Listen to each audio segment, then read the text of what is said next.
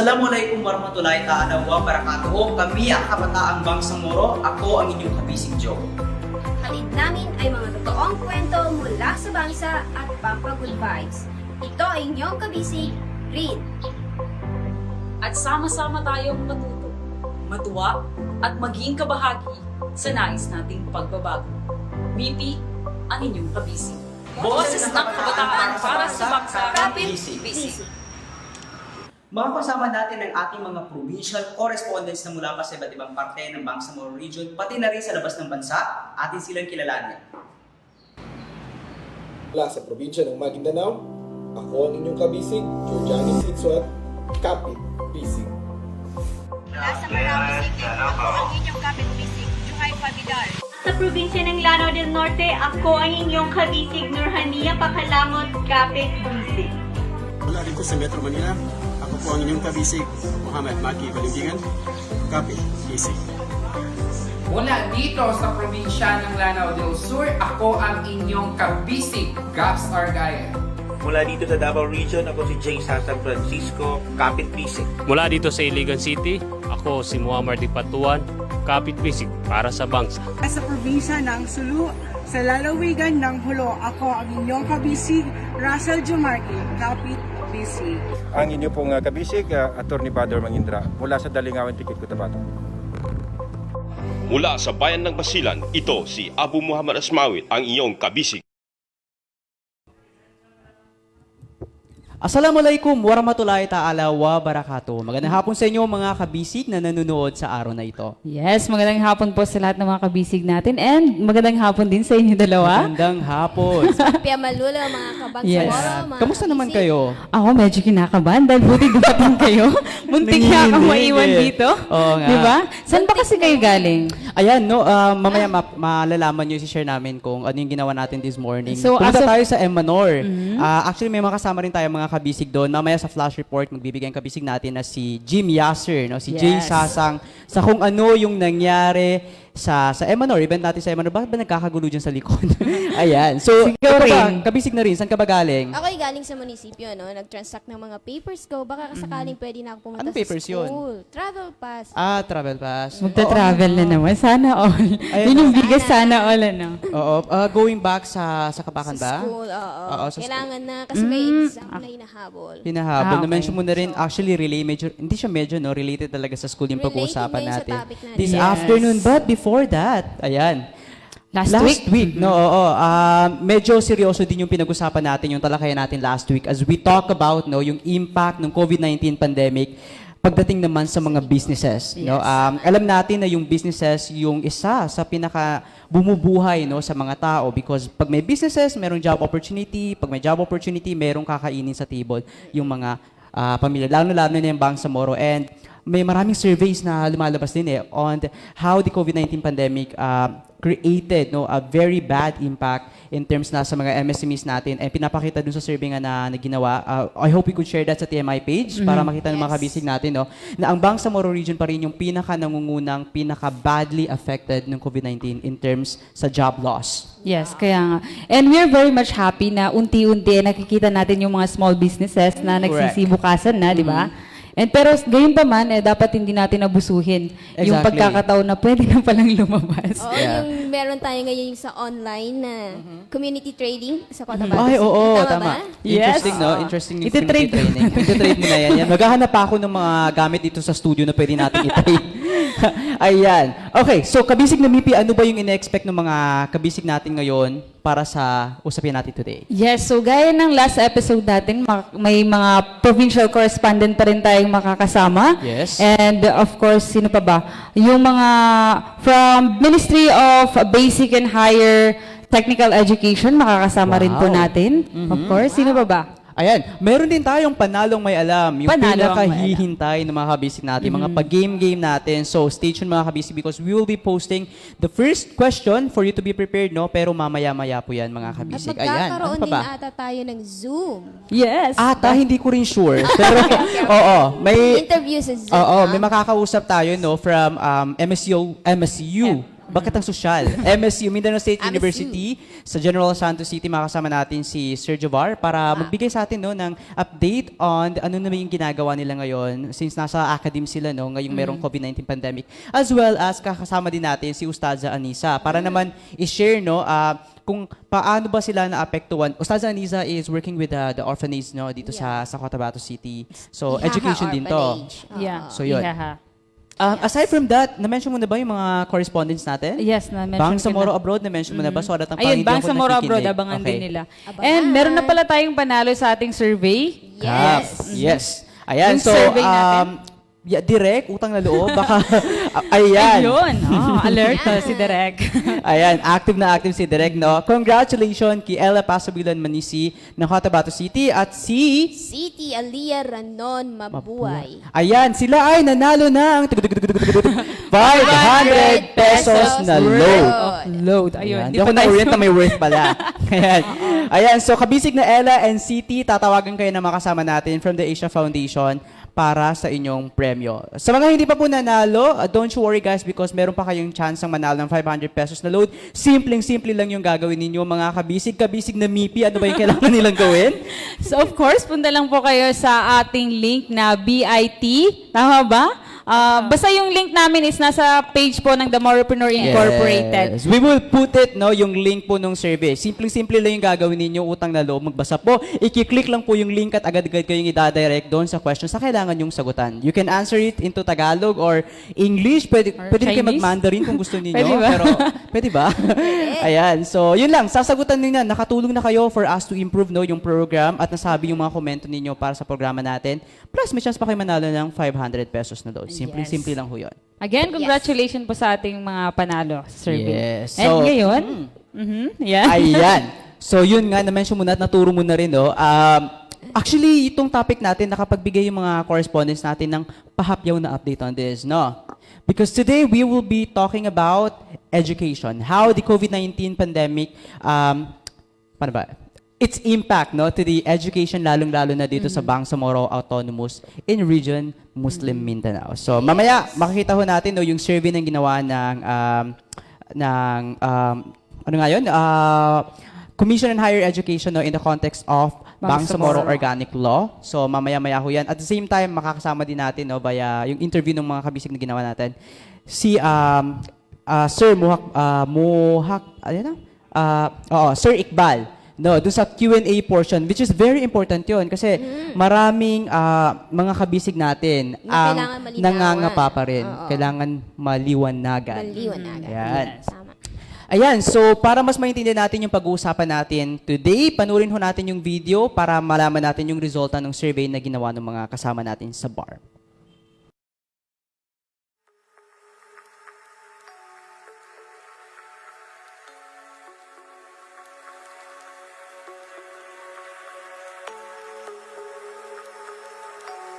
The COVID-19 pandemic has created immediate and unprecedented challenges in education. Excellence and equity, cornerstones of good education systems, are being challenged in every part of the world. Our greatest concern is that differences in parental involvement and access to technology will exacerbate inequality. At the same time, as in every major challenge, this is an opportunity to adapt. And as important as continuing quality education is, it is just as important to maintain mental and physical well-being for students and parents. People all over the world are even turning this situation into a chance to connect. There are areas for individuals as well as educators to reflect on how to improve. For this unique spotlight, we have researched hundreds of examples, both big and small, on how to help children learn in these extreme times. Our goal is not to provide one recommendation to solve all problems, but rather solutions for different types of challenges around education during this crisis. Everything has happened so fast and unexpectedly. It does not seem realistic that there's a holistic solution that is easy to implement and works for everyone. However, inspiring individual solutions have been developed in every country. And perhaps we can even combine these different approaches to create a new and impactful education for students around the world.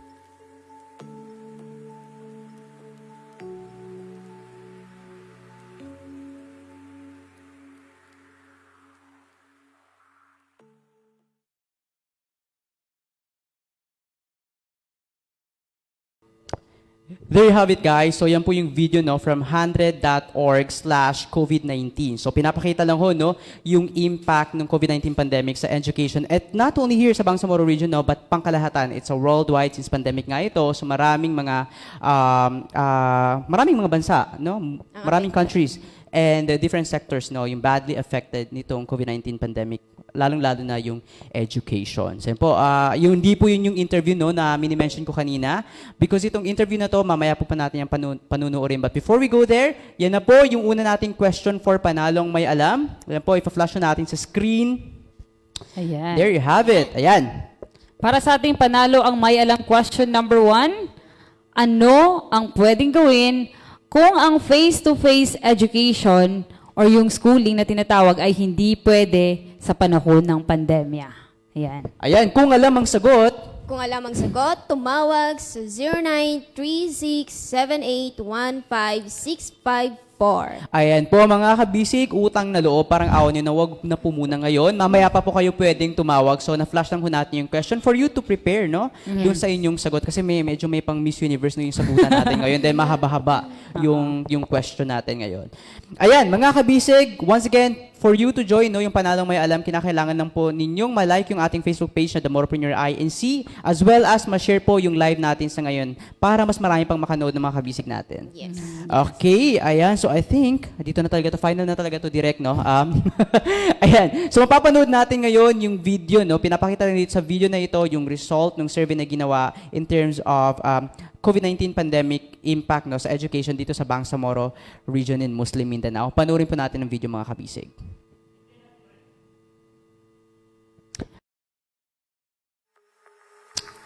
Ayan, okay. Parang may technical ko na naman tayo ngayon.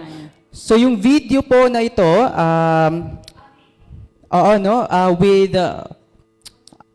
with commission higher education, in the, of course in the context of Bangsamoro Bangsamoro Organic Law, no. Itong survey na to pinapakita lang dito no, again kung ano yung impact ng COVID-19 pandemic. But before that, so parang hinahanap pa ng production no. Hindi pa nalalagay dito. Ayan, bati na muna natin yung mga nanonood sa atin ngayon. Sige. Ayan. So ayan, ito si Mayma palagi itong nanonood sa atin eh. Good afternoon po mga kabisig with heart na color red. Char, sana all. Sana all may pusong dito. Magandang hapon. We also have viewer from Marawi City. Magandang hapon kabisig na City, Hafsa.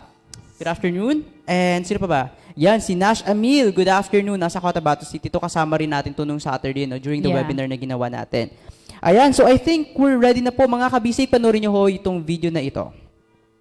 Good afternoon, everyone. Thank you for attending the first ever webinar of the higher education in the context of Bangsamoro Organic Law, also known as the Iqbal Project of the Commission on Higher Education.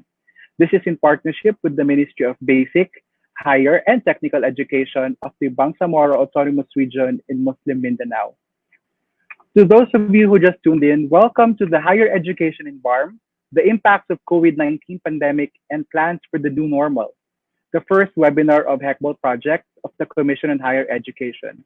To begin, let me introduce our guest for this afternoon.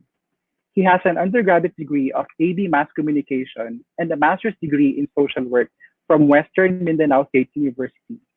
Finished a certificate program in Islamic Studies from Al-Azhar Islamic Institute, a master's degree in community development from the University of the Philippines, Diliman, and a diploma on development, law, and social justice at Institute of Social Studies in Netherlands. Ladies and gentlemen, joining us this afternoon, Professor Alih S. Ayub. Good afternoon, sir. Good afternoon, Jean. Thank you for the introduction. First of all, let me, on behalf of the Minister Iqbal, and the Ministry, we would like to thank the Iqbal leadership and also the leadership of the Chair Central, Professor De Vera, and of course our viewers. Assalamu alaikum and good afternoon. I will be sharing with you few points. You know, the COVID-19 pandemic has significantly affected higher education in the BARM. Face-to-face curricular and co-curricular activities have been discontinued because of the ECQ or lockdown. And for us to be informed in partnership with the HECBOL and CHED Central, we conducted survey online to the HEIs in the BARM, and initially we got response from 24 HEIs, and in their response, it reveals their shift to flexible learning strategies. So when we conducted the survey, of course, some of the HEIs have difficulty in terms of connectivity. I'm talking about the HEIs in the island provinces, Basilan, Sulu, and Tawi-Tawi. But then some of them have also submitted the result, and we have these results of the 24 HEIs given the COVID-19 pandemic. And then 24 of the 106 HEIs in the BARM responded in the survey. And the results are quite interesting because they reveal that our HEIs in BARM lean towards the use of flexible learning strategies.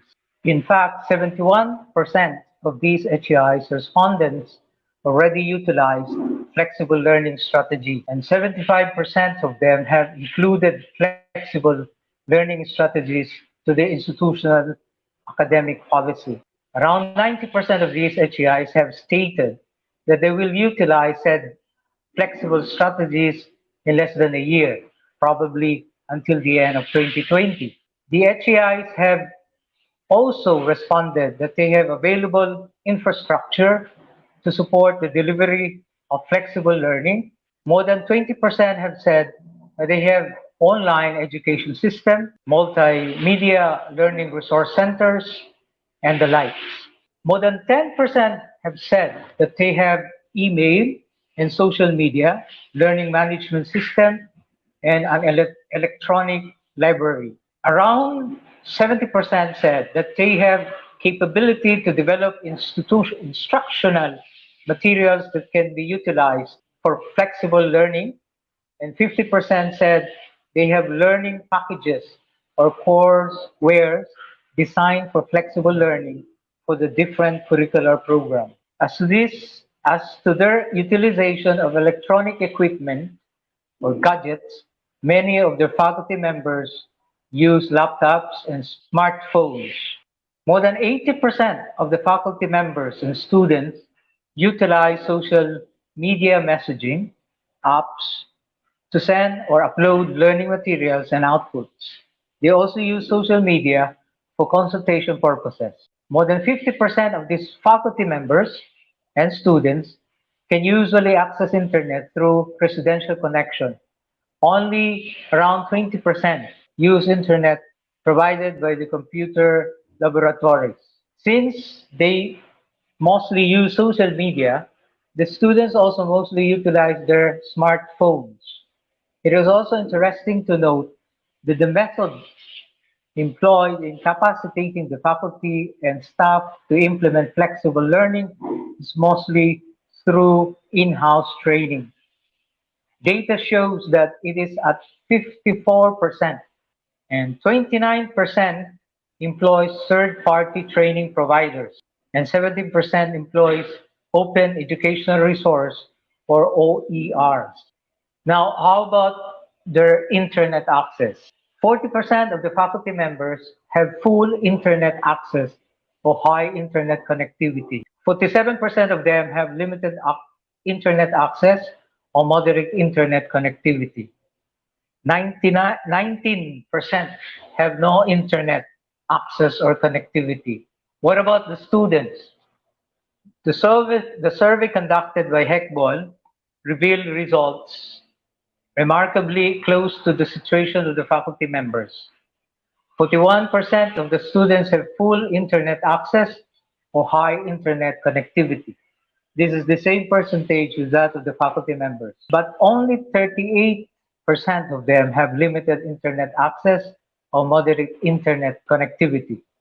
For the faculty members, it is 47%, while 24% of the students have no internet access or connectivity. So those are the HEI situation in the BARM.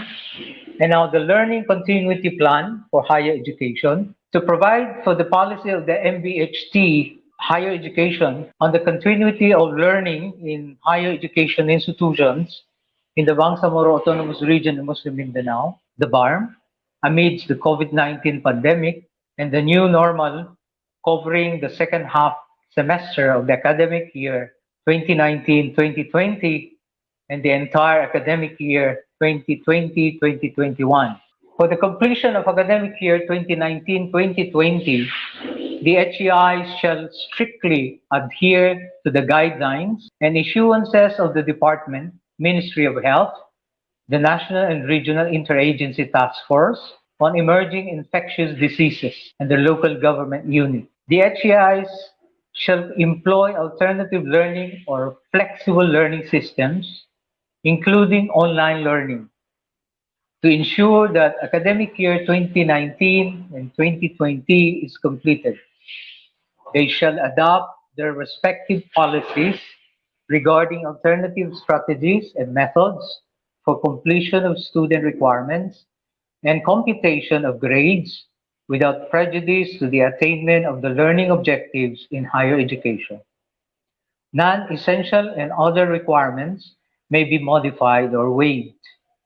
The remaining time for the on-the-job trainings, OJTs, of junior and senior students may be waived or replaced by other requirements.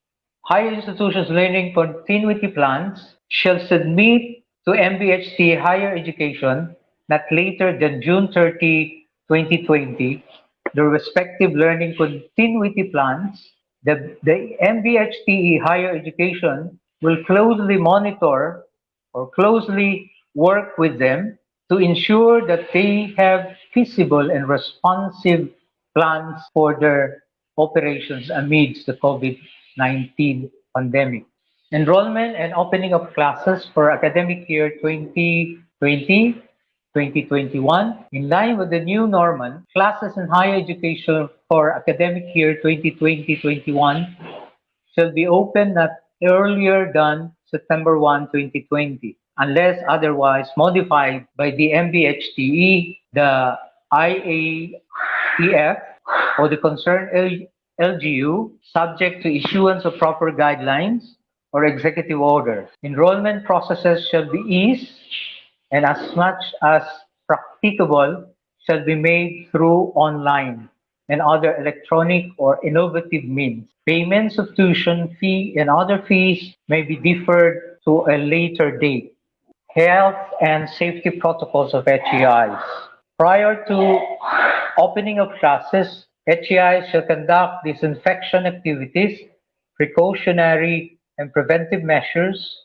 They shall adhere to minimum health and safety standards and protocols promulgated or issued by the Department or Ministry of Health, such as, but not limited to, physical distancing and wearing of appropriate face masks, hand washing, sanitation, and hygiene facilities shall be established at accessible and strategic locations within the respective premises of the HEIs. The health conditions of HEI constituents shall be addressed and monitored. Curricular, co-curricular, and extracurricular and other mass gathering activities shall be subject to guidelines of IATF, except for non-contact activities and those that can be virtually conducted.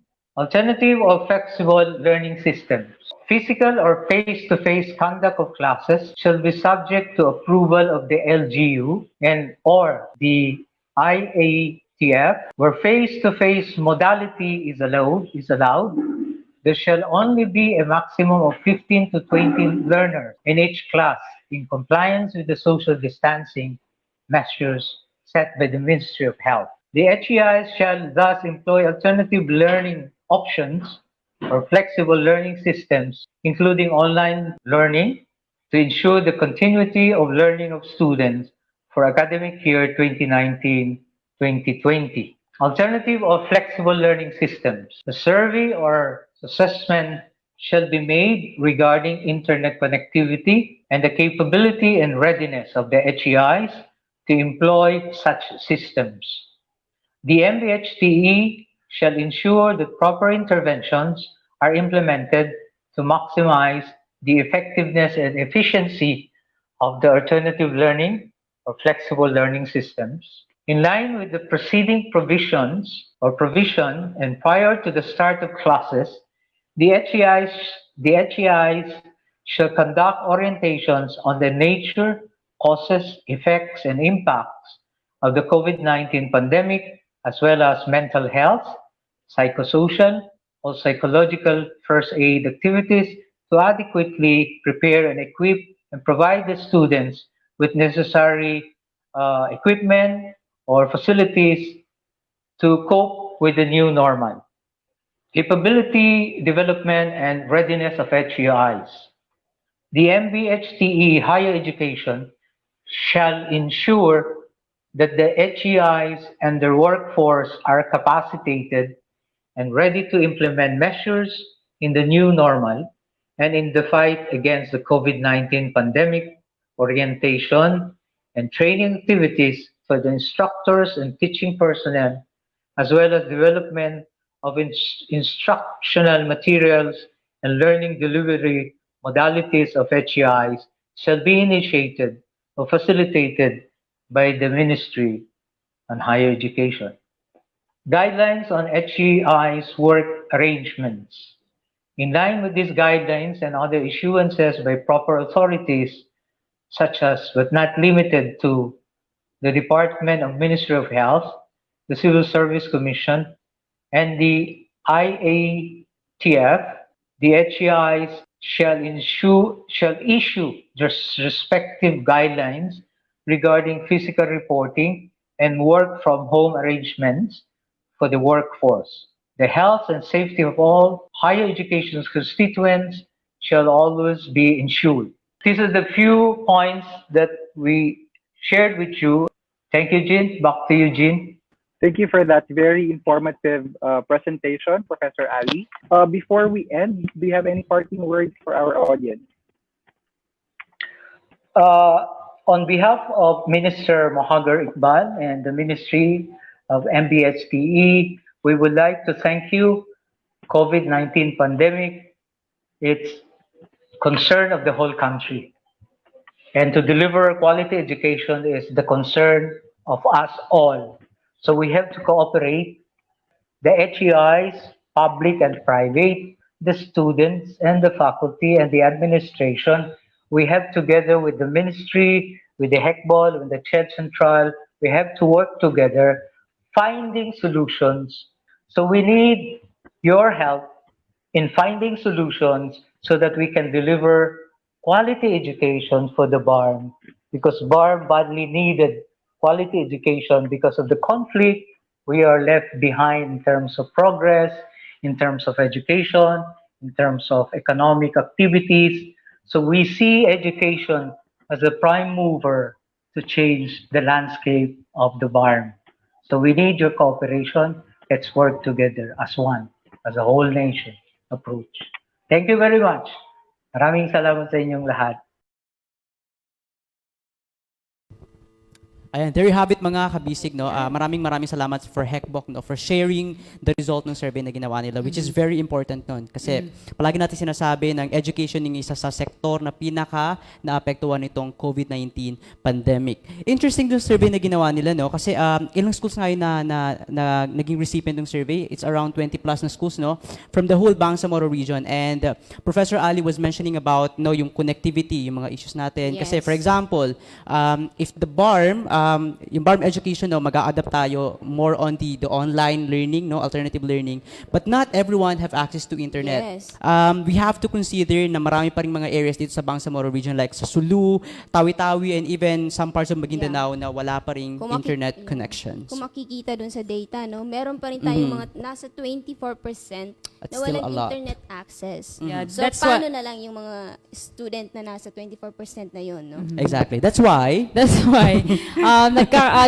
in terms of connectivity, dapat nagkakaroon muna sila ng survey, di ba? Yes. Para before nila ma-implement itong online classes. Ayan, itong result nitong survey na ginawa ng Hatchbook, no, is really important, and we highly suggest it for the institutions and other education sectors, lalong-lalo na dito sa Bangsamoro region, to watch, no, and to know, no, yung resulta ng survey na ginawa na ito. Like for example lang, dito sa Cotabato City, since ang dami-daming schools dito, no, so iba yung needs ng mga college, sa high school to elementary, no, iba-iba yung mga needs nila. So, are the school would consider to still have the face-to-face education, or if not, then what are the alternative things na gagawin nila, approaches na gagawin nila? For example, the needs of Cotabato City education and the needs of South UP education is really different.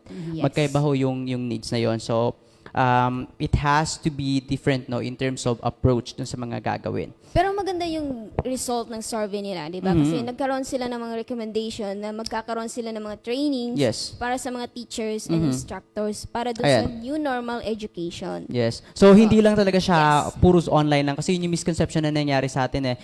The other week, I've seen a lot of posts, no, discussing mga teachers na nag-u-oppose with it. May mga teachers naman na sinusuportahan yung idea na yon.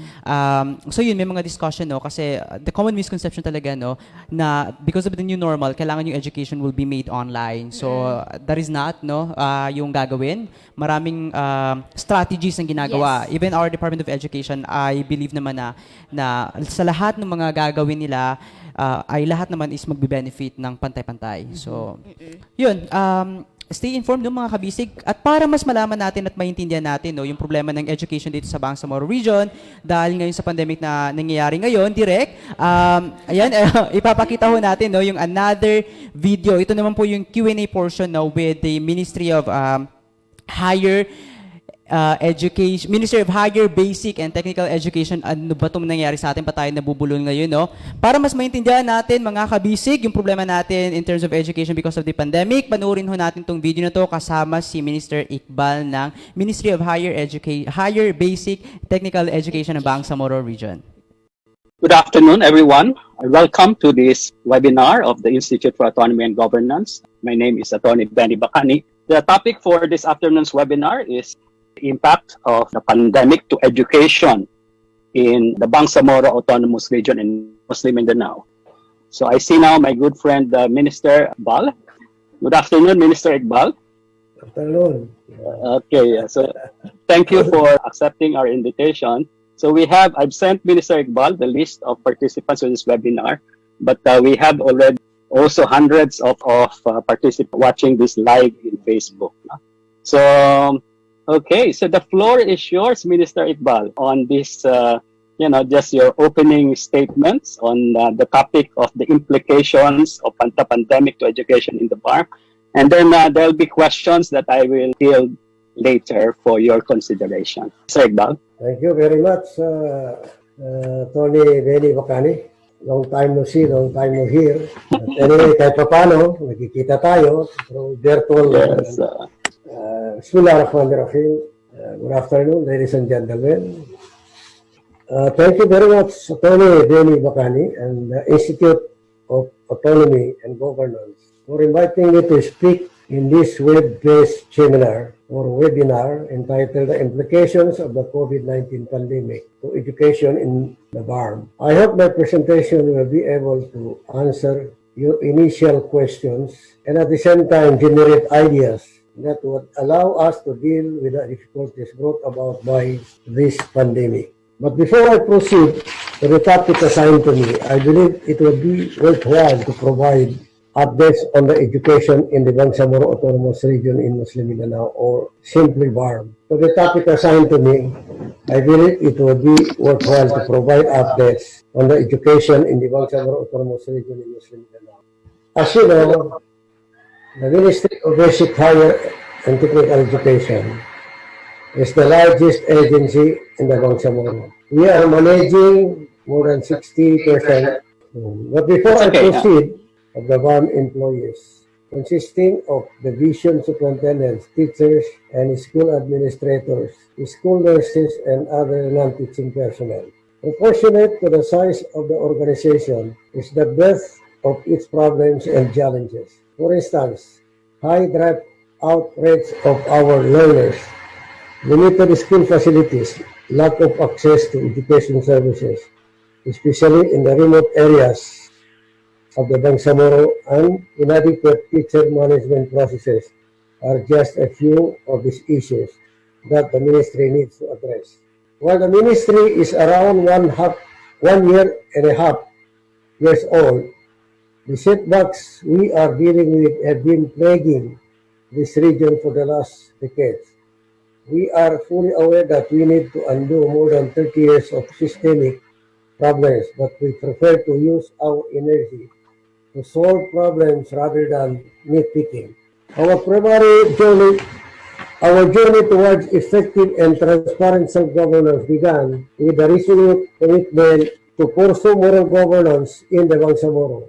Admittedly, our people are yet to feel the bulk of the improvement, but as the famous proverb says, a journey of 1,000 miles begins with a single step. Since last year, slowly but surely, the Ministry of Basic Higher and Technical Education has already introduced good governance practices and process reform. 1. Initial efforts to clean the human resource list and payroll system. 2.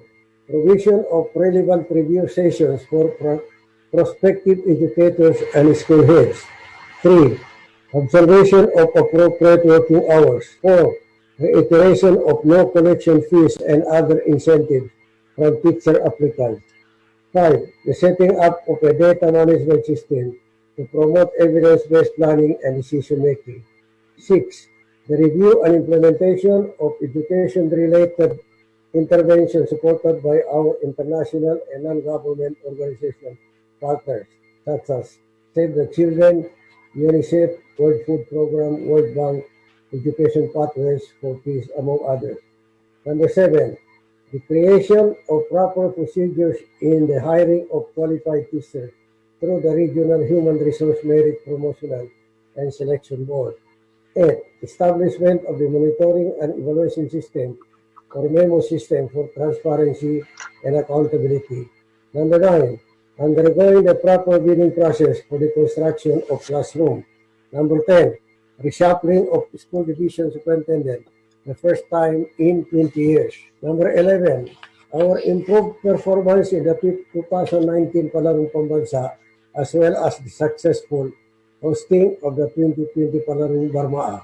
And number 12, the ministry's increased presence on social media, on Facebook, to disseminate significant MBHTE concerns and updates. And number 13, we are improving the salaries and employment status of MBHTE personnel, such as I have promoted 285 provisional teachers from across the 9 divisions in the BAM to regular employees, which became official as of May 2020. Letter B, we increased the basic pay of contractual employees from 7,500 to 12,267 at the lowest level. So far, our endeavors have received support from our constituents. While many of us in the BAM are new to government service, we are determined to carry out our mandate to serve the Bangsamoro people and fulfill the directives of our principal, the Chief Minister Ahud B. Ibrahim. Let us now proceed to the main topic of this presentation, impact of the pandemic to the BAM education sector. No doubt, the COVID-19 is a game changer. The pandemic has significantly affected the BAM and other relevant institutions' capacity. One of the immediate impacts of the pandemic to the education sector was that the school year did not conclude smoothly. Schools were compelled to observe quarantine measures, thus affecting the students, teachers, and parents, because any mass gathering were prohibited. Academic institutions could not hold their graduation ceremonies. which is considered a highlight for any student who has worked diligently to complete his or her studies. Due to the limited number of employees reporting to work, our operation is slowed down. We were not able to process straight away the applications to vacant positions in the ministry as posted in the Habang job portal. The ban momentarily delayed the hiring of teachers from island provinces, and distancing measures and movement restrictions affected the education initiative of our local and international partners in Ibang Samoro. Moreover, we had to recalibrate our programming to meet the basic needs of our constituents. As a response, the Ibang Samoro government organized the Interagency Task Force on COVID-19. The goal of the IATF is to provide appropriate intervention and countermeasures to prevent further spread of COVID-19 in the Habang communities. Internal to the ministry, we also issued Memorandum Order Number 204, Series of 2020, directing the formation of Technical Working Group, or TWG, for Education Continuity Plan for the school year 2020-2021. The TWG steering and working groups conducted a series of meetings and consultations with education officials, partners, learners, and parents to formulate adaptive strategies for basic, madaris, higher, and technical education amidst the pandemic. We are in the process of finalizing the Education Continuity Plan. This plan will help us make preparation for the incoming school year while complementing our other efforts to implement vital institutional reforms and pursue relevant programs in key education-related areas. The Ministry is considering utilizing flexible learning modalities for the coming school year, including distance learning.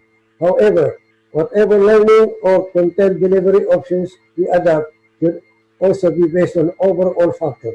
This includes the community's risk level, low, medium, and high, the location of each school, city center or remote, and the accessibility to the technology of household, communities, and schools.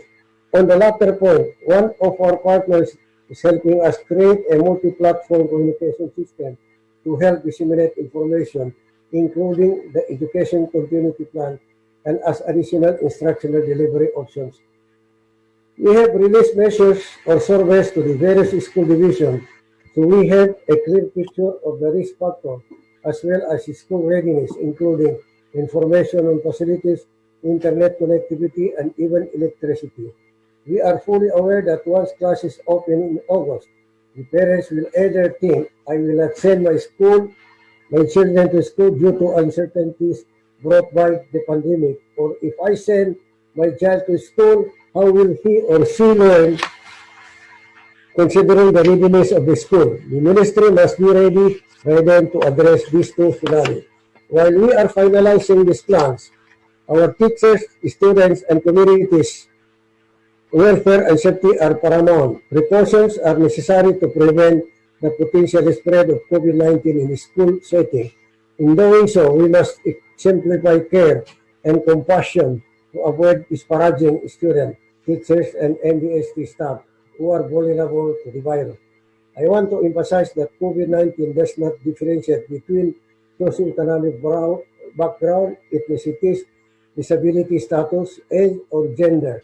Therefore, the education sector in Ibang Samoro should continue to be a welcoming, respectful, inclusive, and supportive environment for all learners and educators. School divisions, academic and professional institutions, and madaris can establish measures to prevent the entry and spread of this disease by students and personnel at risk of infection while minimizing disruption and protecting students and staff from this discrimination. I hope my presentation is informative and relevant to today's webinar, and happy to respond to your questions. Shukran. Thank you, Tony. Thank you very much. Maraming salamat po, Minister Iqbal, and for that very comprehensive presentation. So I'm so glad that you gave a very good background, especially on the process of reforming the education system in the BARM. So we are receiving a lot of questions already, and then I will cluster these questions into two groups. No, the first is on the issue of education as a response to the pandemic. Okay, and you already mentioned a number of those. And then the second would be the impact on the on the reforms that you are undertaking, no? In terms of timeline, like the education code, etc. So let me just start, Minister IQ. You mentioned already that there is an ongoing, some kind of a survey, no? So because that's one of the questions that are being asked here. Because many are really concerned that if we go online, it's the issue of connectivity, no? In the BARM. We know very well that many of the areas in the BARM actually don't have stable, okay, connectivity, and so the first question there is, you mentioned about the survey, okay, on internet coverage. How many students have good access to laptop internet connection? Is that part of the survey, Minister Iqbal? It was part of the survey, and while I do not have the specific percentage of learners having internet connection, but I think it's around 15 to 20%, very small. Okay, so if we rely on the internet, I don't think it can help a lot in educating our learners, especially in the island provinces where connectivity is very poor. So will there be some kind of a report on this? Only even the opening of classes, we have conducted very extensive consultation, division superintendent, supervisors, school administrators, and even the parents of the learners. Tinanong din po namin sila kasi basically yung health, yung COVID-19 affects everybody. So it's not just the school administrators na dapat na makausap natin, kasama yung mga parents kasi sila ang nagpapadala ng mga anak nila. Tungkol doon sa sinasabi mong yung connectivity, ang pinakamahirap na connectivity dyan yung sa Tawi-Tawi. Tawi-Tawi kasi napakarami pong islands yung sa Tawi-Tawi at saka kahit na yung cellphone, minsan hindi ka makakonect sa ibang island. Then sumunod po ang Sulu. Then ang Basilan po kasi malapit yan sa Damboanga. So more or less hindi masyadong malaking problema ang Basilan. Pero in terms of internet connection, erratic din eh. Kaya halimbawa may communication kami sa kanila, minsan matagal sila sumasagot kasi kung meron man silang internet connection pero napakahina as part of our continuity plan or learning continuity plan, marami po, face-to-face, and then home-based study, yung virtual learning, at saka yung blended learning, face-to-face, at saka learning kasama dyan ng radio, kasama dyan ng TV. Meron ho bang programa, Minister Iqbal, sa training ng mga teachers on these alternative modes of learning? Kasama po yan doon sa plano namin, doon sa learning continuity plan. Sa training of teachers. So is there a coordination? As you mentioned, there are so many who are offering to help in the training of teachers.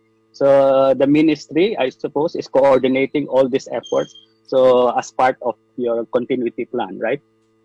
Well, actually, before the COVID-19 happened, nagkaroon po ng coordination forum na lahat ng international partners ng MBHTE sa Habang. Then we initially came up with guidelines, and then Pathways is trying to come up with a fund na to provide salary or allowance for someone who will be assigned here. Kami ang pipili para ang trabaho follow up to what has been agreed in Davao in coordination ng mga international partners natin, funding institution. At dito na po mapupwesto dito mismo sa office ko ng minister, office ko dito sa Barn compound. So yun po, kailangan lang din natin yung mag-coordinate kasi there should be no overlapping of intervention. Dapat po, it's either supplementary or complementary po. Pero dapat walang overlapping po. Overlapping po ng intervention kasi magkakaroon ng problema. Kaya we need to assign someone as coordinator po. Yes, that's very good. So there are questions around technical education din ho, Minister Iqbal.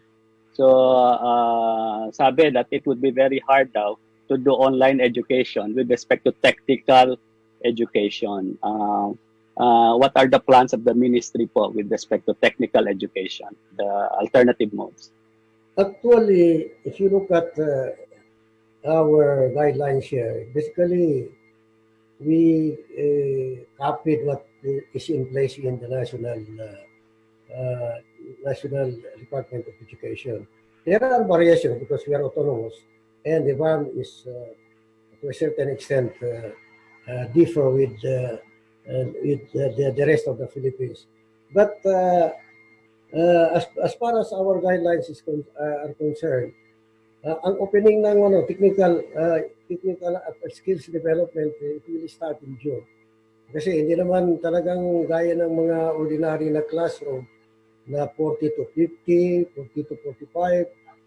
Ito, hindi masyadong maraming tao. Kaya ang start ng activities dito sa technical education, mag-start yan sa June onward.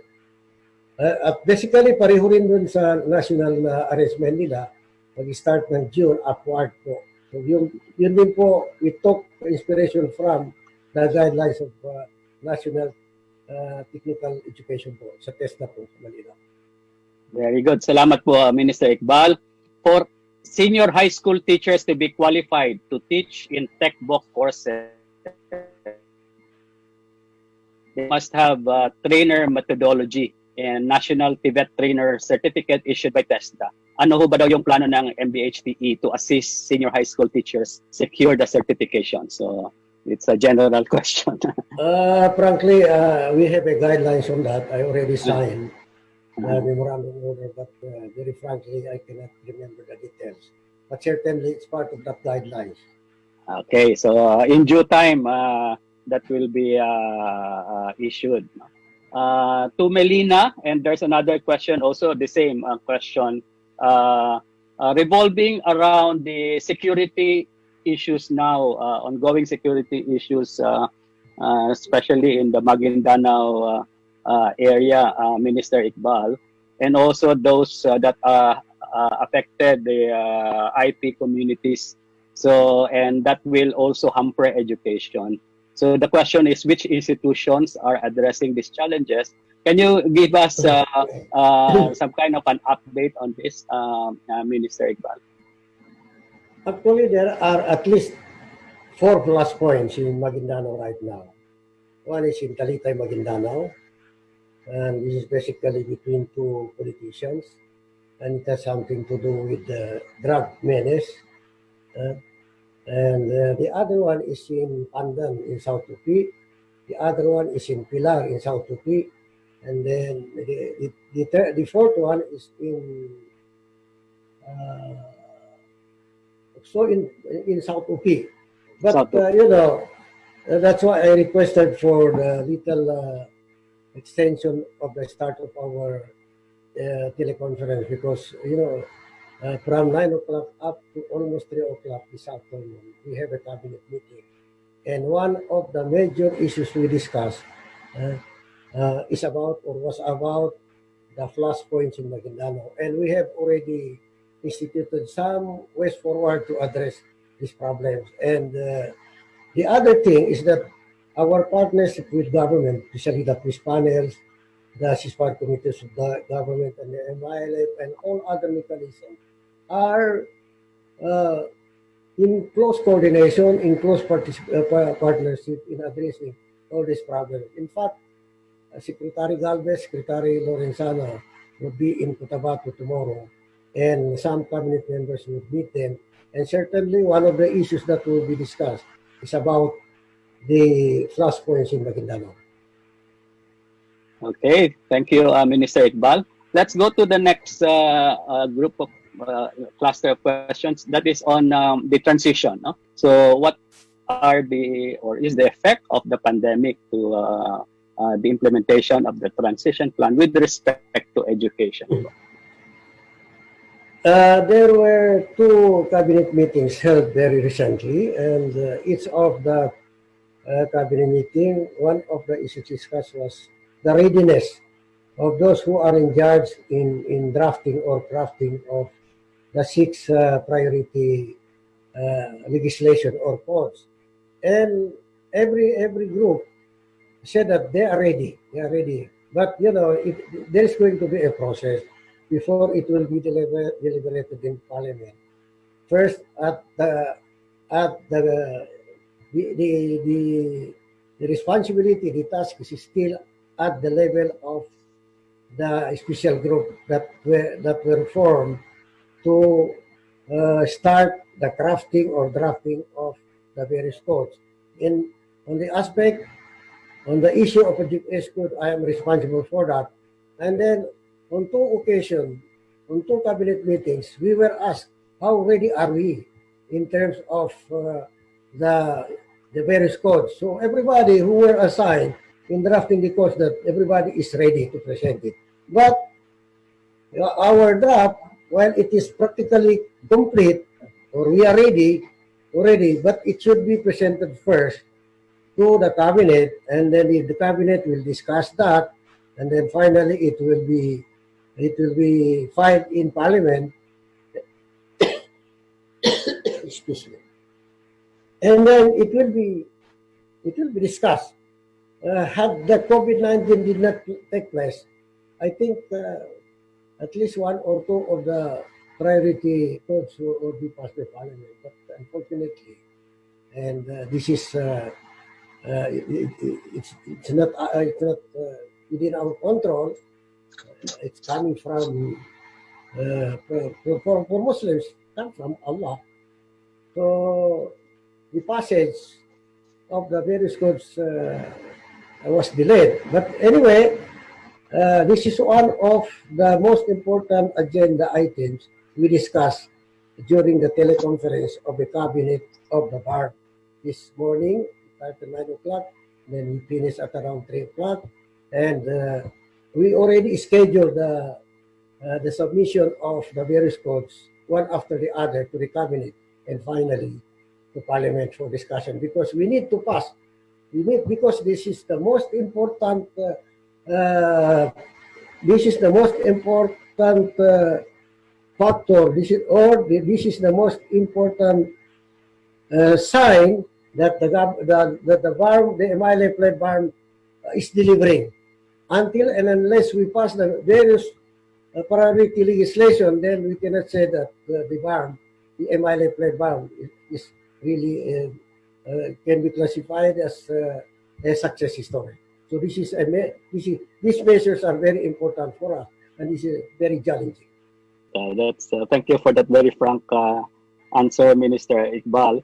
So is that part of the plan? And number 2, are there enough funds to be able to do these infrastructure projects for education? Funds can come from the existing fund of the ministry, and funds that are supposed to be coming from our friends from the international community. And as I said, the COVID-19 was not expected by us. Yes. So whatever funds provided to the ministry is on the basis of a normal situation before the pandemic. So in short, when the pandemic strikes, then there are so many requirements that are not addressed in the funds provided for the ministry. For instance, even providing computers for our schools. In Cotabato City, I cannot remember how many computers needed in Cotabato City. 2,000 or 2,000. 2,000. So the Bato na yan. So meaning the answer can be like this. Normal situation, the fund intended for the ministry is enough. We have 19 billion 50 million. And 15 billion for 50 billion of that is earmarked for personal services of teachers. Then 3 billion for MOOE and 1 billion for capital outlay. And that's for normal situation. But with the pandemic, I don't think we can cope up. For training, probably we can cope up with that because we have not spent our funds for the training of teachers and we can use that. But providing equipments barn-wide, that's a huge problem. Of course, our international friends are helping us. But we also have to understand that their funds are earmarked for specific. Earmarked for specific purposes and not for COVID. So this is really a problem. In short, our funds are not enough. That's the shortcut answer to the question. Okay, but you try to make do with what you have. Okay. Okay, let's so there's the question here, Minister Iqbal. So we have around 15 minutes, and it has to do with peace education as a way. Ruj Marik was mentioning it. The integration of peace education. I think that's part of the plan, right? Part of the law. Very much. Yeah, part of the law actually. Yes. And very much part of the education too. Yes. So that's that will be entrenched in the education code. So sa hanay ho ng mga CSOs, can you give us an idea daw on what they can play a role in the transition to online education and teacher training? The CSOs, what can they do? I would rather request them to set a meeting with us and we'll discuss it properly. Okay, so that's very good. So the CSOs can meet with Minister Iqbal and to discuss some of the interventions that you can do. Okay, so I think we're good. Now I just would like to ask you to give your closing statement. Floor is yours, po. I have delivered my pitch. It's quite long and probably it's quite comprehensive. I have presented my case. I think it's time to rest my case. But before that, I would like to thank, of course, first and foremost, Attorney Benny Bacani, and of course the Institute for Autonomy and Governance for providing me the opportunity to talk to our friends. And there are a lot of them down there. I think 58 direct participants and hundreds of those watching us through Facebook. I thank all of them and all other partners who are with us, the UN agencies and other educators and non-government organizations. Thank you very much for this rare opportunity. Actually, this is the first time that we had this opportunity to talk to each other, especially John Aparici. Long time no see. I saw you. So thank you very much for all of you.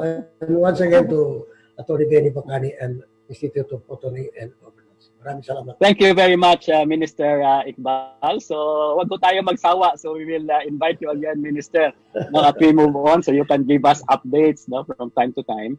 And I think this has been very... There are those who are requesting for a copy of the speech. I think there was some technical problem at the start, hindi masyadong marinig. So we will ask the staff of Minister Iqbal to give us a copy of the speech.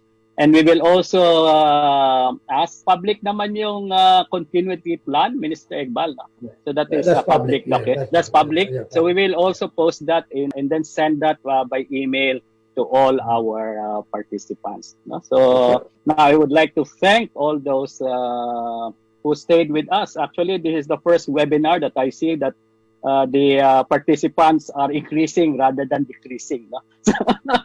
So that's usual. So that means that the topic is really interesting, and Minister Iqbal, is very engaging. So you see that more and more people are joining. Usually people are leaving the webinar. And this has been a very, very good mix also from educators, INGOs, coming from different countries.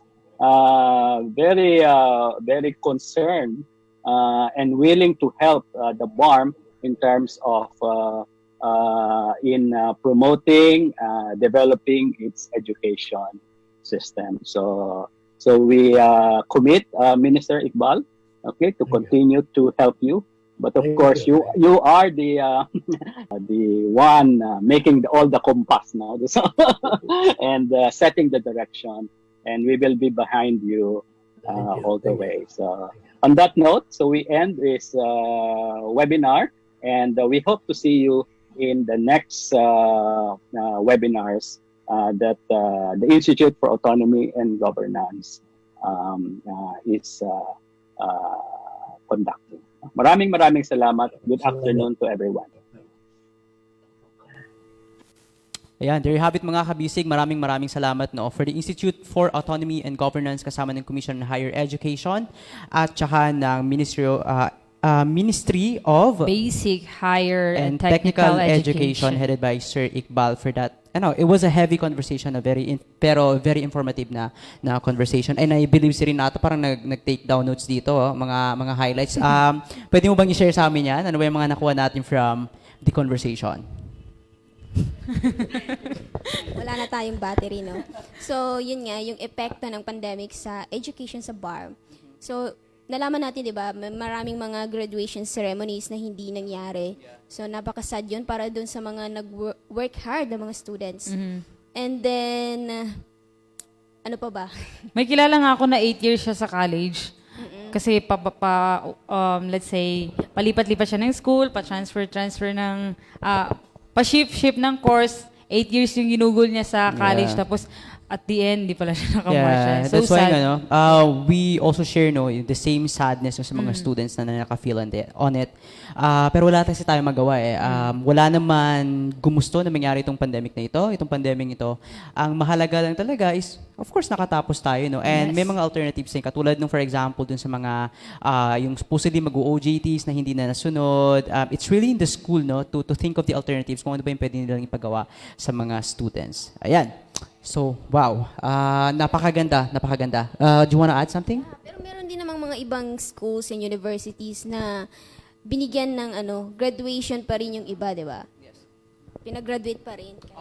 Madaming ways actually. Like for example, yung SI College Cotabato, they had the virtual graduation. So, nagpa-play lang talaga yung mga videos. Even main campus, they also have that. Ayan, at bakit ba wala bang battery itong isang microphone natin? Di ata naka-charge, no? And speaking, since na-mention mo naman yung mga schools, no? Right now, we are very happy, no, to have isa sa mga kasama natin, no, from General Santos City sa Mindanao State University, Jensan, si Sir Jobar Pantao. Ayan, so makasama natin si Sir Jobar via Zoom. We're live via Zoom po. Hello, Sir Jov. Ba't nakamute tayo? Ayan. Hello, Sir Jobar. Ayan, so habang hinihintay natin, no, si Sir Jobar, nakamute ata siya eh. Ayan, ask to unmute. Ayan. So habang hinihintay natin siya, siguro greetings muna tayo. Greetings na muna, no? Pakinggan natin. Ayan. Ano ba? Ay, si Sir Dewey, shout out sa inyo. Basi bagisakan. Hello, Kuya Dewey. Magandang hapon. Salamat sa panunood. Si Jay Sasang nakasama ko nito kanina sa Emanor. Mamaya makakasama natin si Jay para bigyan tayo ng update, no? Flash report kung ano yung nangyayari kasalukuyan sa Emanor ngayon. Si Sir Swaiday Munib, tulungan nyo kami rin sa Lanao del Sur, sa mga rido-rido pa mawala sa atin buong kamusliman sa Mindanao. Yeah, speaking of rido, kasi yun yung consultation na ginagawa ngayon kasama ng MPOS. So yun yung ibibigay na update ni Jay sa atin. Si Gaps, maraming salamat Gaps for watching. Si Sahabudin na makasama natin sa opisina. Si Dato Raid na nasa Maguindanao ngayon. Magandang hapon. Ayan, I think we're ready. Hello Sir Jabar, marinig mo kami sir? Assalamualaikum warahmatullahi wabarakatuh. Magandang hapon sa inyong lahat. Magandang hapon sa iyo, Sir Job. Ayan, Sir Job, so total no, yung usapin natin is on how the COVID-19 pandemic yung impact niya sa education. And we're very happy and thankful na makasama ka namin this afternoon para sa KAPIT Bisig. Ayan, Sir Job, pwede mo ba kami bigyan ng parang insider? Ano na ba ngayon yung ginagawa ng Mindanao State University sa General Santos ngayong may pandemya? And what are the plans na meron kayo? Alright, so I actually just finished watching Sir Iqbal. I watched the parang webinar ba yun or conversation with Sir Iqbal, and I also agree that the COVID pandemic has a very huge impact on education. Dito naman sa amin, we're preparing for the opening of classes this coming August. So August na, and then for the freshman students, yung Office of the Admission ng aming campus is already entertaining reservations. And then ako kasi part ako ng curriculum committee, curriculum development committee. So we are actually we're actually doing some adjustments just to tailor the curriculum that we're going to implement this coming semester. So yan po yung namin sa MSU this time. Ayan, Sir Job, you mentioned about the curriculum. Ito bang curriculum na to is totally different from the previous curriculum na ginagamit ng MSU system? Not that different, but siya, sa delivery ng instruction, medyo yun yung maiiba because may mga reservations and restrictions tayo brought about by the local and national guidelines para ma-prevent yung COVID-19 pandemic. So, it's not that different kasi pareho naman yung program outcomes, pareho naman yung gusto nating mangyari pag-graduate ng mga estudyante, but it's on the strategy siguro maiiba. And that's interesting, no? Pag ang national government, for example, ang DepEd ba is naglabas nung kanilang parang panukala, no, in terms kung ano yung mga gagawin sa next na pasukan, meron bang say, for example, si MSU to suggest, no, since kasi iba't ibang schools, iba't iba yung needs nila eh. Like for example, ang school ng Jensan and school ng Maguindanao, magkakaiba ng needs yung mga students. So for example, si MSU, pag ganun, pwede ba siyang create ng kanyang sariling strategy?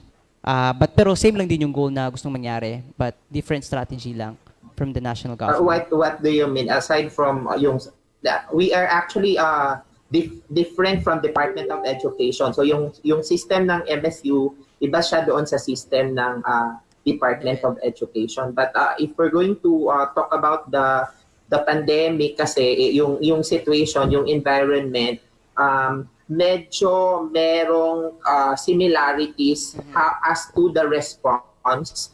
But yun na nga, sinasabi natin, pag nagre-respond tayo, it has to be situation adaptive, it has to be contextualized or tailor-fit para doon sa environment or sa learning environment. So that's why sa amin dito sa MSU, we really started with a survey or coming up with a survey just to identify the needs, and yung inputs din sa survey na yon would inform us kung ano yung makatulong sa amin sa pagplano, kung ano talaga yung strategy that we can pursue during in the education during the pandemic. So yun. Ayan, Sir Job, I wanted to ask kasi medyo hindi rin ako sure with the MSU system. Pare-parehas na ba kayo ng ginagawa with other MSU campuses na nandito sa Mindanao?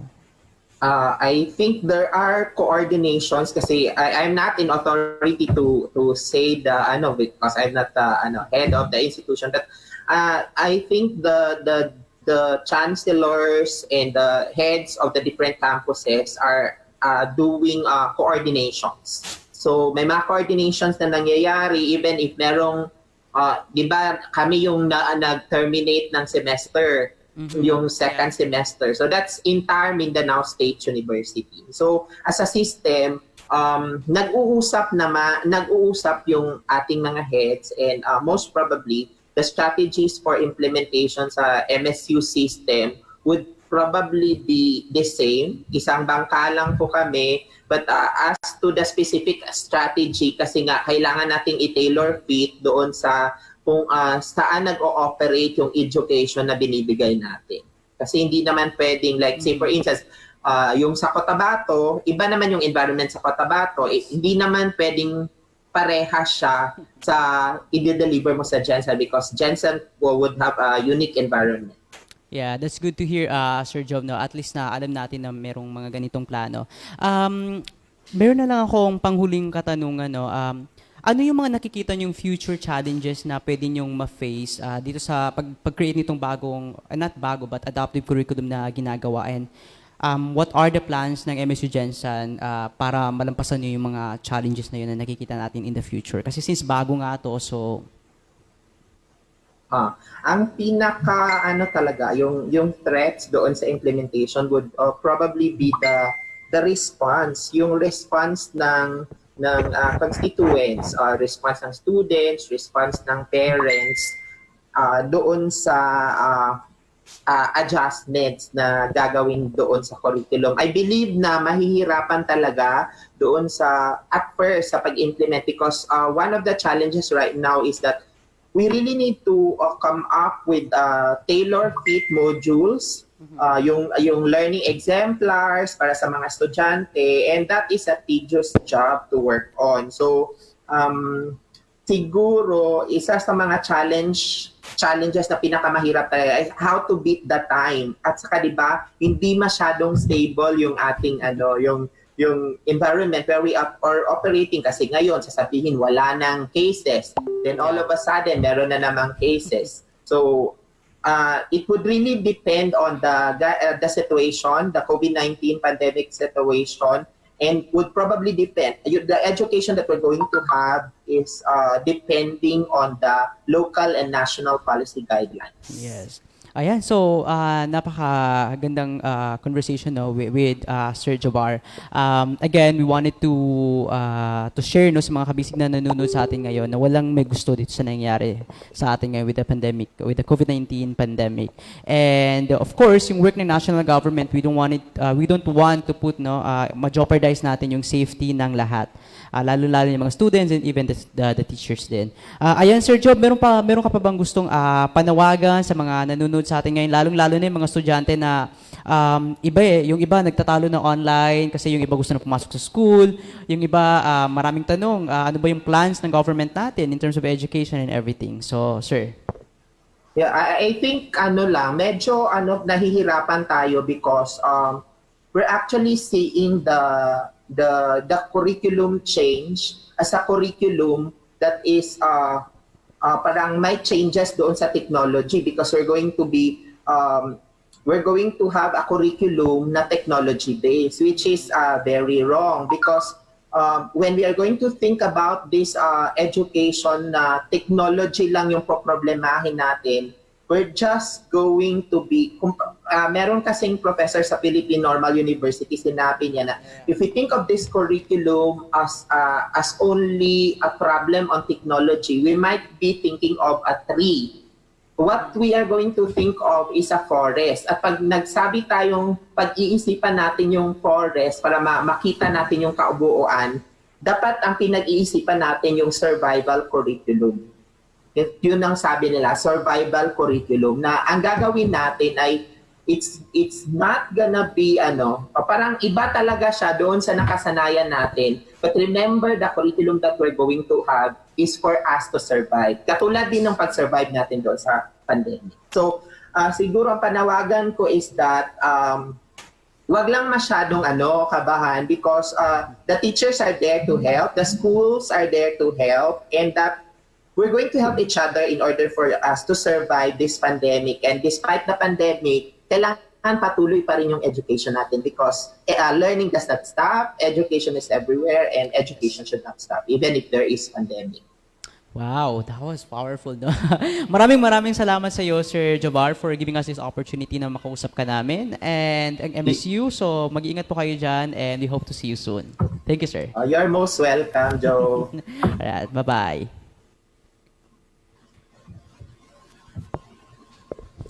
Ayan, there you have it mga kabisig. Once again, maraming salamat Sir Jabbar Pantao ng Mindanao State University, General Santos City for that meaningful na conversation. So, tama nga yung sabi ni Sir Jabbar, cooperation pa rin talaga is really the key, for us, lahat tayo na makalampas dito sa pandemic ito, kinakaharap natin. And again, education is still the key, sa lahat ng mga suliranin na meron tayo sa lipunan ngayon. And Rin, do you wanna add something, Rin? Survival curriculum? Survival curriculum, yes. Alright. Ito. Okay na. Ayan. So, ayan, yun nga, medyo challenging lang yung sa pag-implement nitong bagong curriculum na to, no?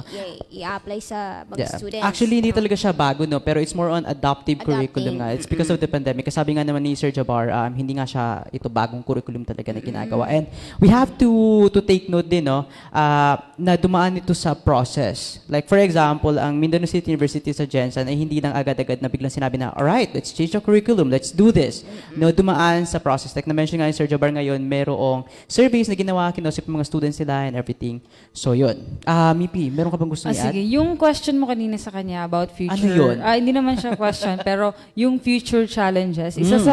Siguro isa sa napansin ko na future challenge is yung mga bata na magsisimula pa lang ng mag-aaral. Di ba, nasa right age na sila ngayon to start kindergarten, ganyan. Tapos baka in future, baka magkaroon sila ng discrimination because of their ages, yung mga ganun. Yes, again, and gusto ko rin di balikan sinabi ni Sir Jabbar, no? In coming up with this curriculum, it should be context-based kasi, for example, the needs of students from MSU and the needs of student from college dito sa Maguindanao or school dito sa Mindanao are different. So, dapat context-based nga. And again, dumadaan talaga ito sa proseso. Madaming consultation, madaming surveys pinagdadaanan before sila mag-come up with this curriculum. And again, lahat ginagawa everyone is doing, no? And contributing sa kanilang paraan para matulungan yung bawat isa sa atin. So, I think yun yung medyo happy thought natin on this. Nakakalungkot, no? Kasi itong pandemic talaga na to, ang dami-dami niyang naging negative impact sa atin. Hindi lang basta sa economy natin, but education and as a whole na, sa lahat, pangkalahatan. Yes. Alright. So ngayon, sino pag-usapan naman din natin ng mga updates? Anong susunod naman ngayon na mapapakinggan natin yung mga updates ng ating mga provincial correspondents. At unang-una dyan, yung sabi kanina ko pa sinasabi at kanina pa siya naghihintay dito. Mipi, sino ba yan? Pa-shoutout daw. Sige, para bigyan tayo ng updates mula sa Emanor, narito si Jay Sasang Francisco.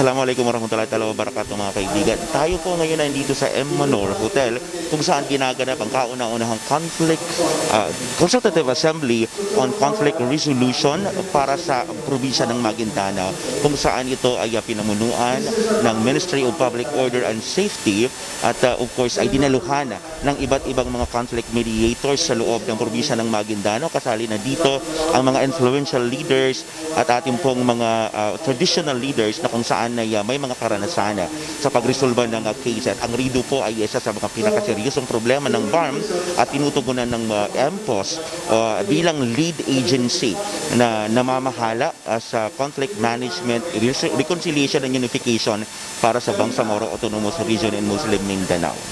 Yan po muna latest dito sa Manor Hotel. Ako po si Jay Sasang Francisco, ang inyong kabisig, Kapit Bisig. Ayan, maraming salamat sa ating kabisig na si Jay Sasang Francisco. Ngayon naman ay pupunta tayo kay Johaifa Bidar mula sa Lanao, Marawi City. Johaifa Bidar, ang ating kabisig mula sa Marawi City. Okay. Nagsimulan ang remote enrollment sa mga iba't ibang pampublikong paaralan dito sa Marawi City. Text, tawag, online ang naging paraan para makaiwas ang mga estudyante maging ang magulang sa pandemya. Para nga patuloy na masunod ang social distancing at ang health standard ng DOH at IATF ay pinatupad ngayong itong online enrollment sa mga pampublikong paaralan sa pamamagitan ng text, tawag, Facebook page at website ng paaralan. Maaring makapag-enroll ang mga bata hanggang June 30 bilang pag-iingat sa COVID-19. Walang face-to-face classes ngayong taon, blended learning ang alternatibong pamamaraan, printed module, online, TV, radio ang gagamitin, ang naging decision ng Department of Education. Ako po muli ang inyong kabisig, Johaifa Bidar, boses ng kabataan para sa bangsa. Maraming salamat, kabisig na Johaifa Bidar mula sa Marawi City. At ngayon naman makasama natin ang ating kabisig mula sa Iligan City, Muammar Dipatuan. Magandang hapon mga kabisig. Sa pagbubukas ng pasukan ngayong Agosto, may mga pagbabago magaganap sa proseso ng pag-aaral. Ito ang pagkakaroon ng online classes. Alamin natin kung paano naghahanda ang ating mga estudyante para dito. Po si Franz Libation, nakatira sa Riverside 2, Barangay Mahayahay. At ako ay working student, grade 11, ngayong pasukan. At ako ay may support po akong kagamitan pero wala akong budget pang internet. At sana po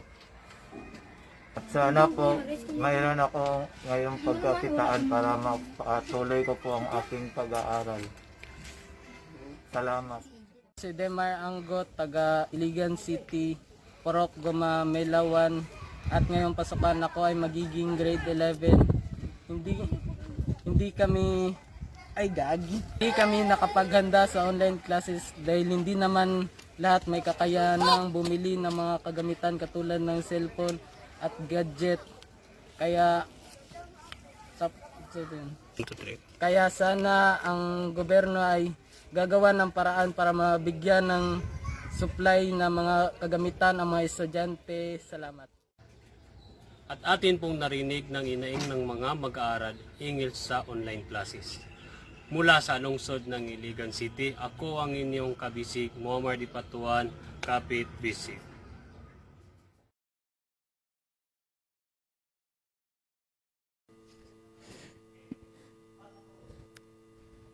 Ayan, mga kabisig, maraming salamat. Mohagher Dipatuan mula sa Iligan City. At ngayon susunod naman ng ating kabisig mula sa Lanao del Norte, Norhania, Pakalangot.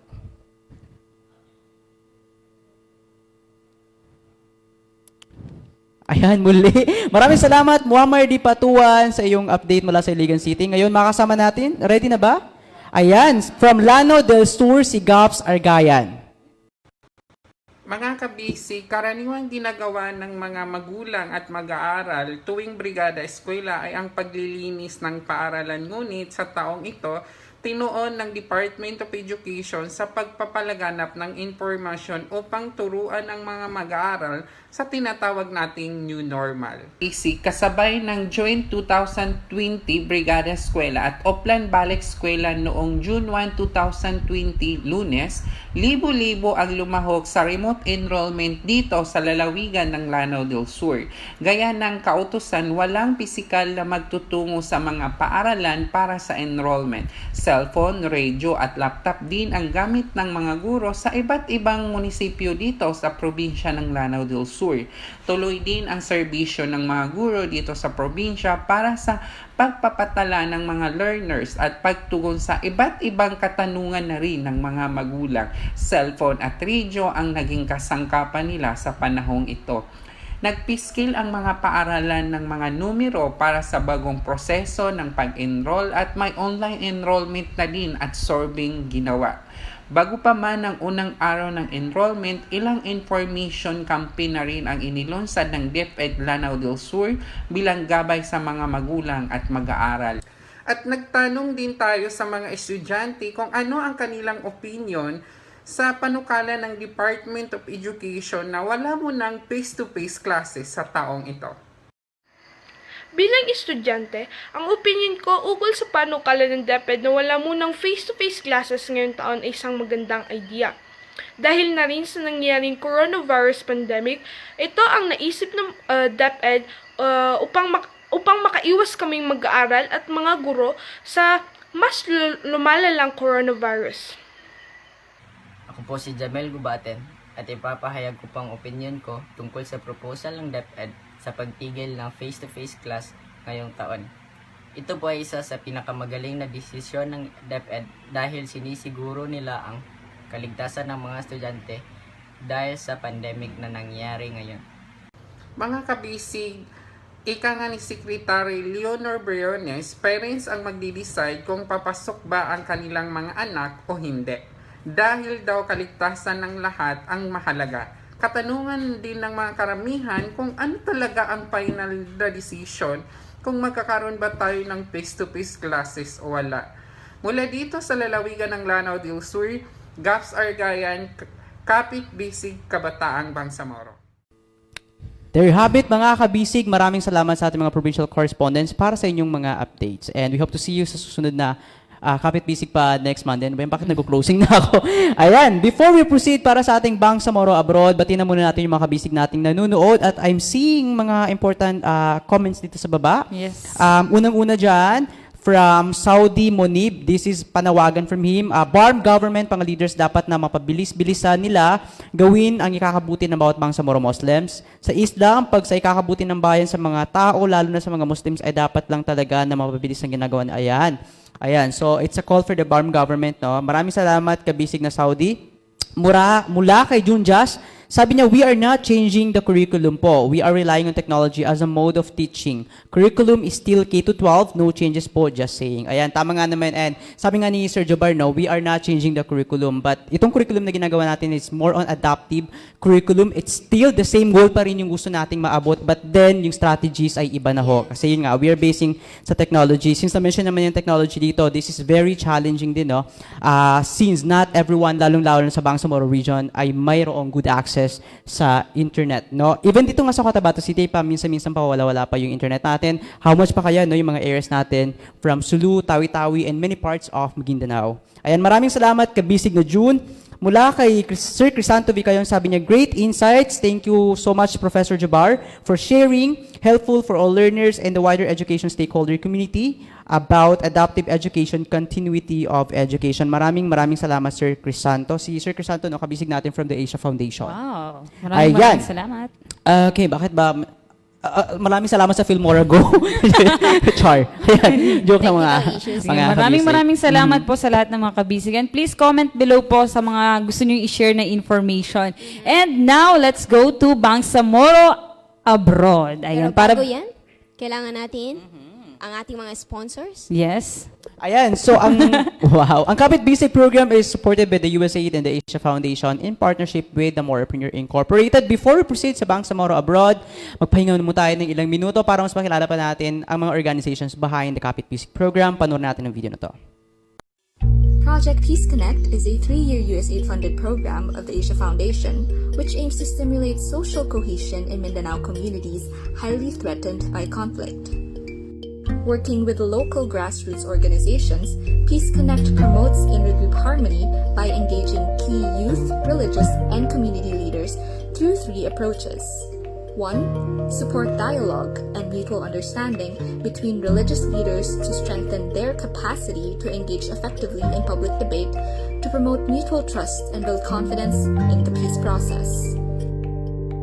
2. Foster greater understanding between youth of different faiths and cultures and improve their capacity to understand and speak out in support of peace. 3. Promote mutual understanding and peace through positive messaging using broadcast media and social media.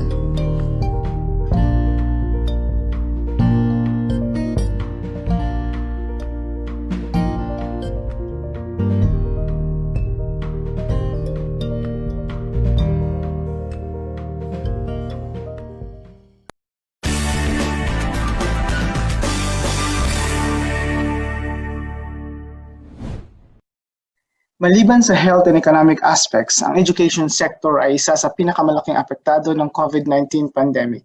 Kasabay ng mga pagpapatupad ng quarantine at lockdown sa maraming bansa, ang pagsasara ng mga paaralan upang maiwasan ang paglaganap ng virus at mapangalagaan ang kalusugan ng mga guro, mag-aaral at iba pang manggagawa. Sa kasalukuyan, ayon sa tala ng United Nations Educational, Scientific and Cultural Organization o UNESCO, umabot na sa mahigit 1 billion learners o 64% ng world's total student population ang apektado. Nagsara man ang mga paaralan, marami pa rin sa mga guro ang gumawa ng paraan upang maipagpatuloy ang pagtuturo.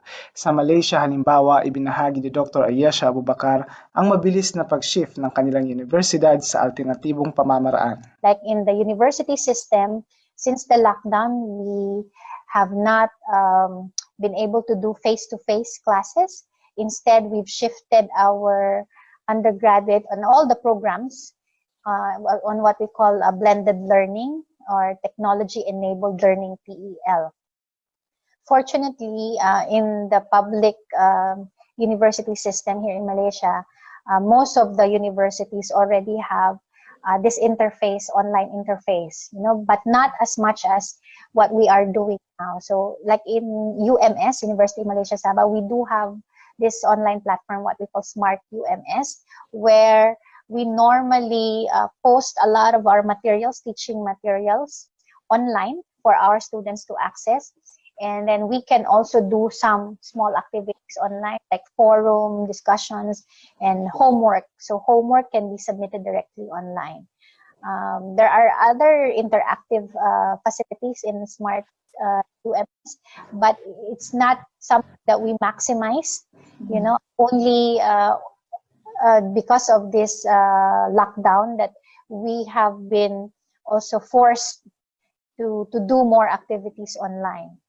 So since March, like for my class, besides using the Smart UMS platform, I've also been conducting classes using Zoom.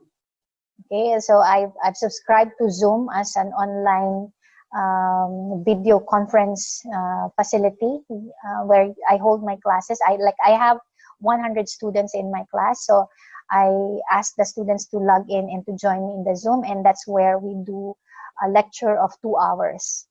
So every week I do a lecture of 2 hours with them. Then in the Smart UMS, I complement that with some homework, some forum and reading materials that I post on Smart UMS, and then they can do their individual or independent learning. Bagamat nakakatulong ng bahagya sa pagpapatuloy ng pag-aaral ang mga online learning, kaakibat pa rin ito ang mga limitasyon lalo na sa mga lugar na hindi abot ng internet at mga mag-aaral na walang access sa technology. In as much that, I think we are doing quite okay using technology-based, technology-enabled learning.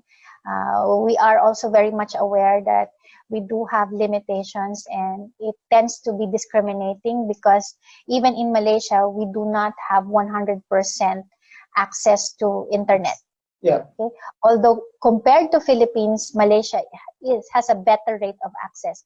Like among my students, as I mentioned, I have 100 students, but for every lecture, I would only have as much as 75 students who would actually be able to join the Zoom classes. So that's a limitation.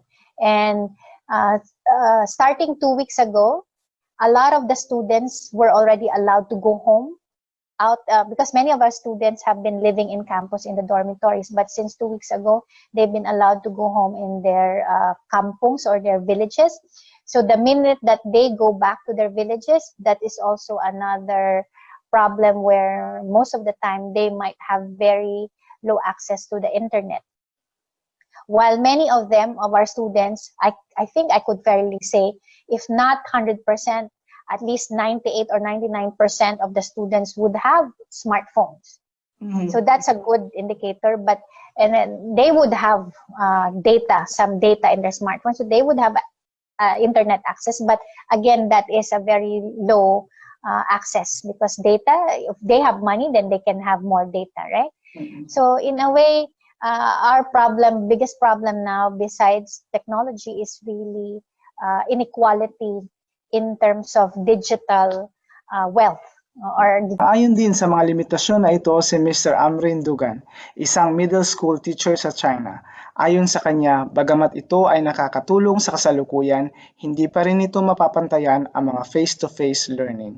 It can never compensate. It's really different from in-class learning.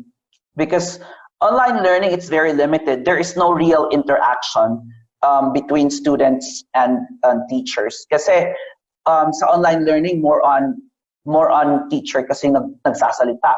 So, like for example, if you have 25 students in one class, you cannot, i-mute mo sila. You can't have interactions with everyone. I-mute mo sila. All you have to do, pag ako nagtuturo, I just imagine talking for 1 hour, 2 hours, hindi ka nakakapag-interact sa kanila kasi masyadong maingay. If you do that, walang learning maano. So what they do is they just listen to you. Wala basically interaction. Binigyan diin naman ni Dr. Abubakar ang posibleng impact sa kalidad ng edukasyon kung magpatuloy ang ganitong pamamaraan ng pagtuturo at pagsasara ng mga paaralan. palagay ko magkakaroon talaga ng very a big struggle and very real struggle and in the whole quality of education. Definitely, it will have a negative impact on the quality of our education, and mainly due to the delivery. It doesn't really beat, online learning to me as a teacher does not beat the face-to-face learning. It really limits us. I know that there are some things that we can do online learning, like I would also attend some online classes, but then these are type of classes that you can impart basic knowledge.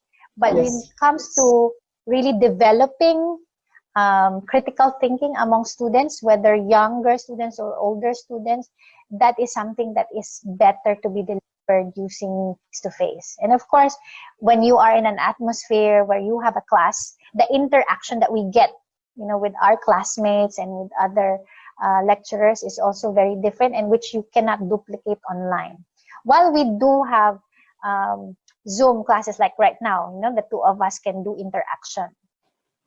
But then because we are only limited to what we see in our cameras, we still lack, all this the use of many of our senses, like observation of how it is really when, as compared that the two of us are together in a class and we are actually interacting, and you can even read more of my presence and my facial expression language. It's something that you can, do all these type of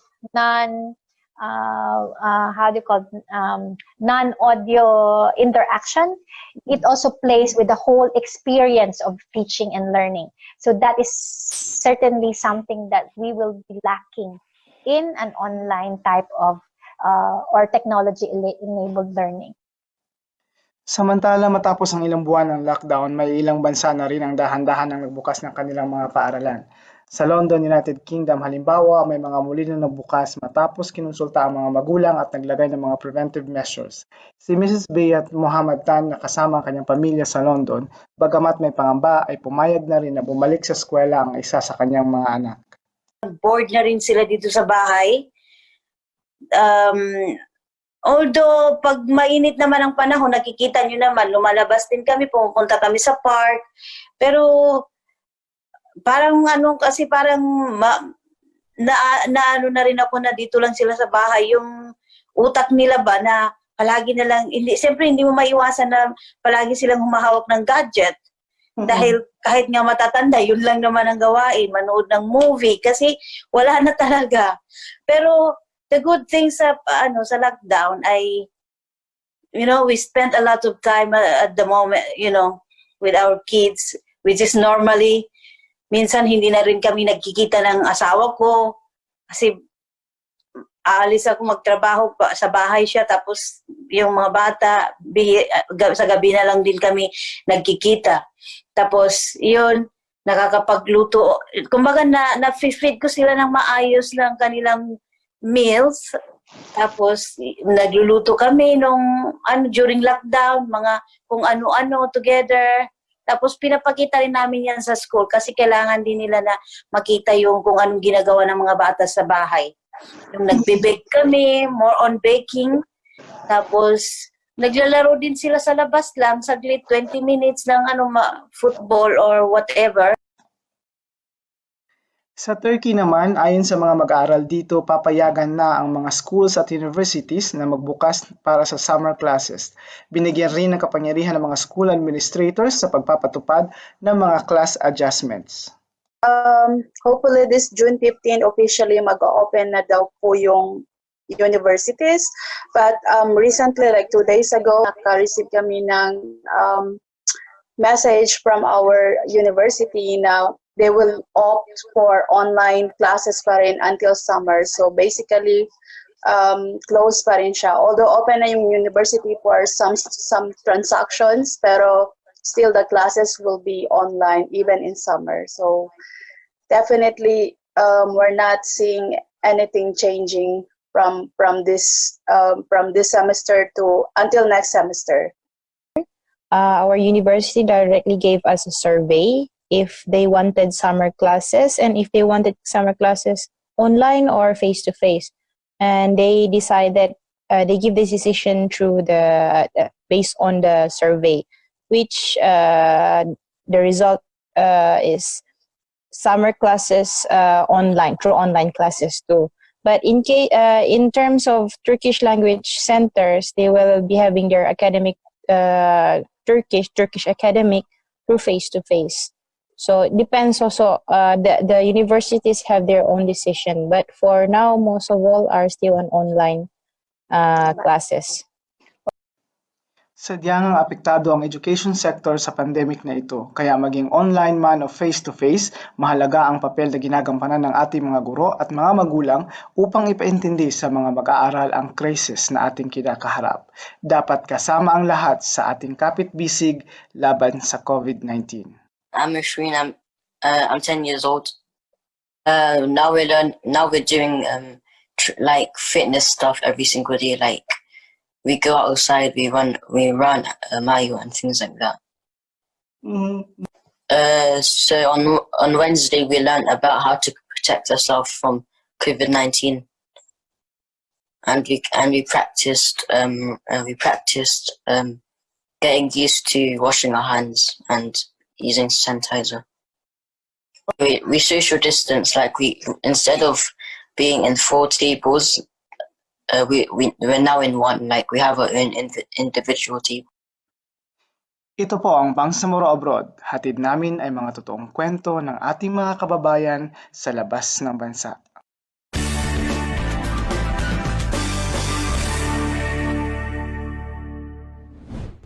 Ayan, there you have it mga kabisig. Maraming salamat Kuya Shem for your updates. No? Wow, grabe no? Iba't ibang bansa. We have China, we have United Kingdom, we have Malaysia, and we have Turkey as well. So thank you so much Kuya Shem for giving us that update. No? Okay. Nag-overtime na tayo mga kabisig, pero stay tuned na. May mga gagawin pa tayo ngayon. Wala pa po tayo nagpanalong may alam. So I think, Mipi, go. Yes, it's time for Panalo ang May Alam.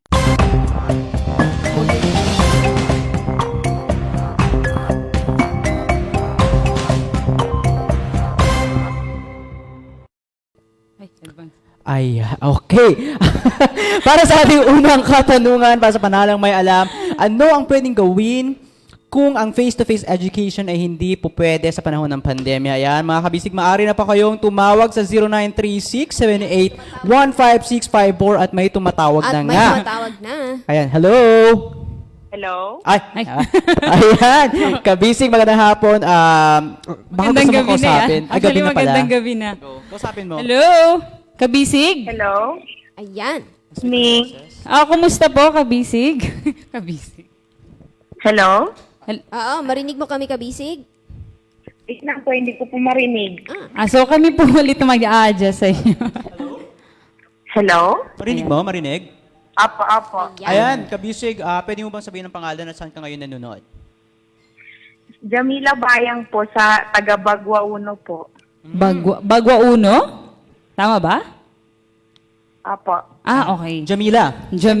Jamila, alam mo bang, of course, kasi hindi ito tawag pag hindi alam ang sagot, no? Jamila, ano? Wait lang. Hindi po maintindihan. Sige. Ikaw kang English. Alright, Jamila, ang question natin, ano ang pwedeng gawin kung ang face-to-face education ay hindi pwede sa panahon ng pandemya?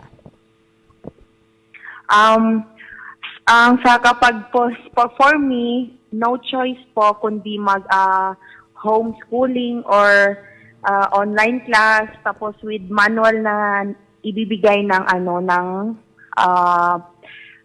DepEd or CHED. Ayan, very concise yung sagot niya, no? Halata masyado na nag-research siya. Maraming salamat Google. Ay, maraming salamat. Jamia? Jamila ba? Tama? Jamila. Ayan, masabi ko na maraming salamat Google. Ayan, Jamila, no? Tama nga yung sabi ng Jamila, no? Because of this pandemic, kailangan natin mag-adapt, no? Yung sabi niya, she mentioned about technology and she mentioned about yung mga alternative tools na pwedeng gamitin. For example, module from the DepEd or from the school. Ayan. Maraming salamat, Jamila. At dahil tamang yung sagot, panalo ka ng 1,000 pesos. Ayan, congratulations and Thank you po. Ay, meron ba pala? Thank you. Ayan. Congratulations, Jamila. Tatawagan ka namin mamaya-maya or maybe tomorrow morning para sa iyong prize. Ayan, maraming salamat. Napakadali lamang manalo sa ating Panalong May Alam. yes. Ayan, okay. Now, Let's go. Ano let's ba? go to the beach. Ayan. Let's go to this number 2 question. Ayan. Magbigay ng dalawang epekto ng COVID-19 sa education. Ito, madami-dami ito eh. Ayan. Kung alam nyo ho ang sagot, pwede na ho kayong tumawag from 0936-7815-654. Once again, mga kabisig, pwede na ho kayong tumawag sa 0936-7815-654. At habang naghihintay tayo ng tatawag para sa ating kabisig, ngayon makakasama natin, ito, palagi na natin ito siyang ginigest, no? Kasi ang dami-dami niyang sinasabi na very informative na mga information. Oo. Ayan, so habang tinatawagan ho namin, makakasama natin si Ustadza Anisa para bigyan tayo ng current situation and plans ngayon sa pinagtatrabaho niya sa isang, what's ito? Saan ba? Orphanage. Sa Tamuntakan na. Assalamualaikum, Ustadza. Ayan, Ustadza, naririnig mo kami na maayos? Away, ampun mo ka nakapangapaka sa mogot. Ayan, why? Ustadza, gusto lang, pwede ka ba mag-share nung current updates ngayon? Kamusta na ba kayo sa orphanage ngayon? Kamusta na yung mga bata? Ano na yung ginagawa niyo ngayon sa panahon ng pandemya? Actually, sa panahon ng pandemya, wala ang mga bata. Pinauwi sila sa kanilang mga tahanan.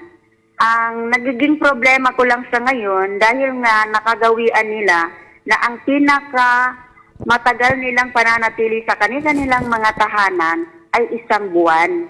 Ngayong magtatatlong buwan na, tawag ng tawag sila, private message sila sa atin, na kailan daw sila magbabalik sa orphanage. Kailan namin sila kukunin sa kanilang mga tahanan. Na ngayon, mahirap pa akong magdesisyon kasi ang sinasabi, ang klase pa na hindi naman face-to-face, sa darating pa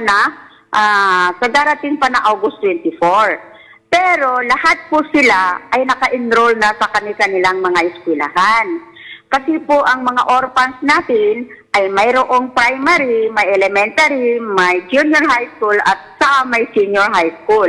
Lahat po yun ay na-enroll na namin. Ang tanging nagiging problema namin sa panahon ngayon, hello? Okay lang ba? Ang tanging problema namin sa panahon ngayon ay kung anong uri ng pag-aaral ba. Internet ba, pero masyado silang marami? Modular ba, pero iba-iba ang kanilang mga grado? So lahat yun mga challenge sa amin.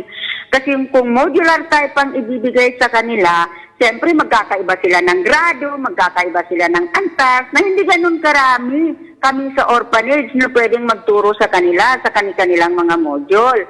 So, yun po yung nagiging problema namin. Pero hihintayin na lang namin ang mangyayari. Ang importante, na-enroll namin ang mga orphans sa kanilang mga eskwelahan. Yun ang importante. At saka pag dumating na yung panahon na ibabalik na namin sila sa orphanage, pwede na silang dumaan sa mga checkpoint. Kasi mga minor yun di ba? Hindi pwedeng pumasok o lumabas ngayon ang 21 and below. So karamihan sa kanila hindi pa umabot ng 20 o lahat sila hindi pa ganun. So yun ang nagiging major challenge sa akin. Pero lahat ng yun hindi ko pa pinoproblema kasi baka pagdating ng panahon na mag-o-August na, mag-o-open na rin o kumbaga hindi na pwede nang pumasok, pwede nang pumunta ang mga edad 21 pababa. So yun po ang sitwasyon namin ngayon sa orphanage.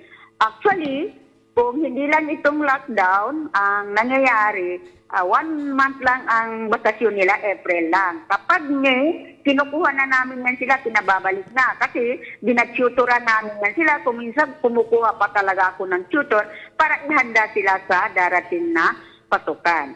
Actually, ang challenge na ito, lagi namin pinag-uusapan din sa mga live na interview or sa mga radio program. Kung nag-challenge talaga sa parents, kung sila internet man ito, through internet man ito or modular, talagang mamumroblema po ang parents.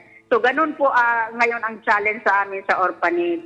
Ganun karami ang aming mga anak, 142 ang aming mga anak at ilan lang din kami na magtuturo sa kanila.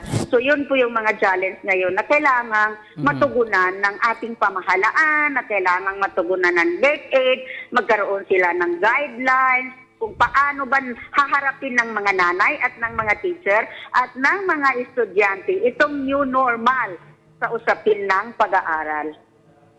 Ayan, Ustadza, ano ba yung pwede nating ma-recommend, no? Kasi sa mga leader natin, lalong-lalo na sa Ministry of Education, no, ng Bangsamoro Region. Ano kaya sa tingin natin yung pwede nating ma-recommend sa kanila para Ma-recommend? Yes. Ano yung pwede nating ma-recommend? Ano yung pwede nating Pwede nating sigurong ma-recommend ay yung bang pwedeng mag-usap yung mga parents at saka yung mga guro kung ano ba ang papel ng guro, kung ano ba yung papel ng parents doon po sa mag-aaral. Kailangan pong magtagpo yung parents pati yung mga guro para mapag-usapan nila kung ano ba, paano ba yung mode ng pagkatuto ng mga bata. Kasi buti kung lahat ng bata marunong na. Paano yung mga kinder, di ba? Wala pa yan silang alam.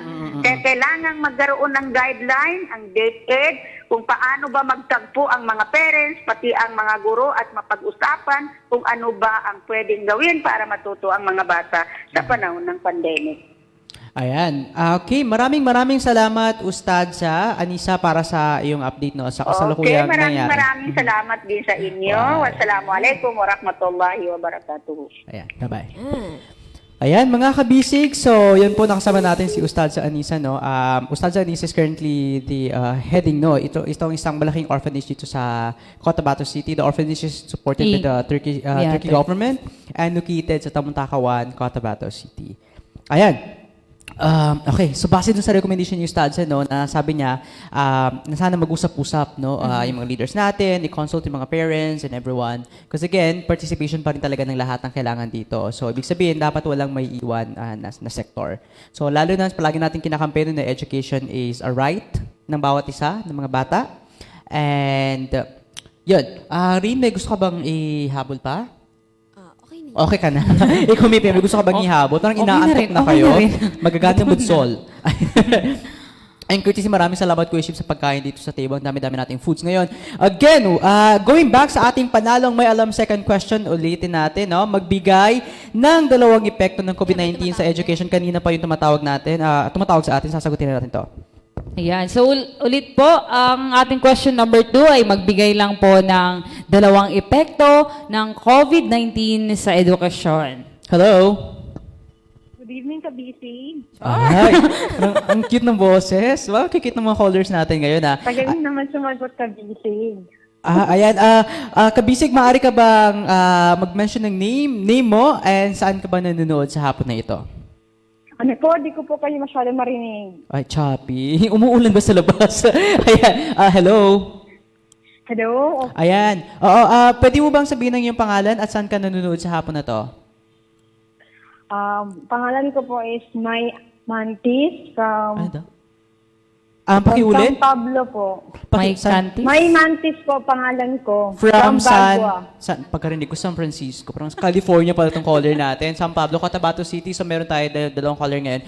Ayan, Kabisig, maaari ka bang magbigay ng 2 epekto ng COVID-19 in terms of education? Go. Sure po.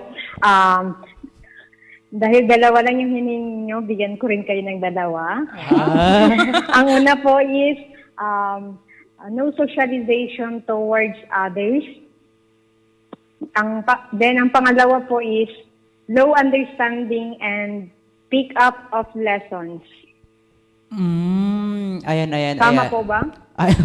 Wala naman ako sinabi mali. Tama nga naman yung sagot niya, no? Kasi nga, hindi nga pwede yung face-to-face education because we wanted to maintain, no, yung social distancing na sinasabi nga natin. Siguro kaya nasabi niya na socialization kasi di ba, sometimes if we socialize, we learn.